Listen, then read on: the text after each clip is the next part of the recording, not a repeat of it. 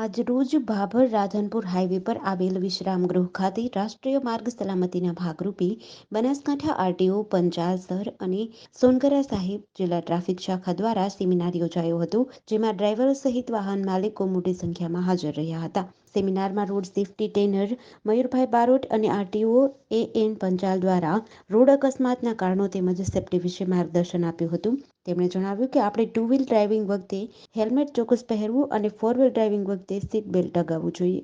ગાડી ચલાવતી વખતે ફોનનો ઉપયોગ ન કરવો અને રોડ સિગ્નલોનું પાલન કરવું. આ સેમિનારનો ઉદ્દેશ છે કે રોડ અકસ્માતો ઘટી. સેમિનારમાં જિલ્લા ટ્રાફિક એએસઆઈ રમેશભાઈ ડાભી, જયંતિભાઈ તેમજ ભાભર ટ્રાફિક વ્યવસ્થા કર્મચારીઓ હાજર રહ્યા હતા.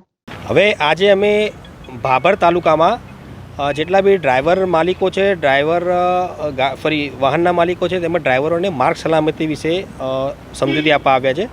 અમારું આરટીઓ ડિપાર્ટમેન્ટ તેમજ પોલીસ ડિપાર્ટમેન્ટ, અમે બંને ડિપાર્ટમેન્ટ ભેગા થઈને અમારું 15 જાન્યુઆરીથી 14 ફેબ્રુઆરી સુધી આ રીતે અમે સ્કૂલોમાં, કોઈ કોલેજોમાં કે જ્યાં કંઈ જાહેર જનતા ભેગી થતી હોય ત્યાં એ લોકોને અમે માર્ગ સલામતી વિશે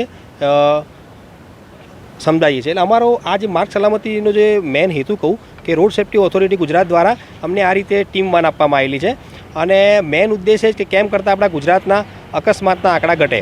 જેમ આપણે કહેવાય છે કે હું બનાસકાંઠાની વાત કરું તો બનાસકાંઠામાં એવરેજ 300 જેટલા ફેટલ અકસ્માત થાય છે.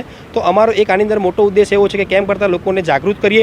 જાગૃત કરવાથી લોકોમાં થોડો ઘણો તો ગાડીની સભાનતા અને નિયમોનું પાલન કરવાની થોડી તો ઈચ્છા થશે જ. અને જેમ જેમ એ લોકો નિયમોનું પાલન કરતા રહેશે એમ અકસ્માતના એટલે આંકડા ચોક્કસ ઘટશે. અને અમારું આવતું વર્ષ આવતા અમારા જે અમારો ગોલ છે કે અમારે તો અકસ્માત 0 કરી દેવા છે. તો બસ એ અકસ્માત 0 થઈ જાય તો અમારો ઉદ્દેશ પૂરો થશે.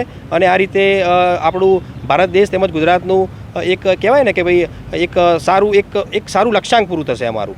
હું ભાભરની વાત કરું તો ભાભર જેવા અંતરિયાળ વિસ્તારમાં શું થાય છે કે ભાભર, અંબાજી ત્યાં લોકો ગાડીઓ એટલે મોટા ભાગે પિકઅપ ડાલા હોય છે. તો આ લોકોમાં બી કેવું છે કે ઘણી વખત આટલે સુધી માર્ગ સલામતીના સૂચનો આપવા માટે કોઈ આવતું નથી હોતું. અને બીજું કે એ લોકોમાં ઘણી વખત કેવું છે, ડ્રાઇવિંગ કરતાં તો કેવું છે, ડ્રાઇવિંગ કોઈની પાસે શીખવું એ કંઈ મોટી વસ્તુ નથી, પણ ડ્રાઇવિંગ એક નીતિ નિયમોની સાથે શીખવું એ માટે થઈને અમે આ લોકોને સમજાવવા માટે આવ્યા છે કે તમે એકલું ડ્રાઇવિંગ ના કરશો. ડ્રાઇવિંગ કરો તો સાથે મગજમાં આરટીઓના, પોલીસના નીતિ નિયમો મગજમાં રાખો અને પછી ડ્રાઇવિંગ કરો. જેડીસી ન્યૂઝ સાથે ગણપતસિંહ વાઘેલા, ભાભર.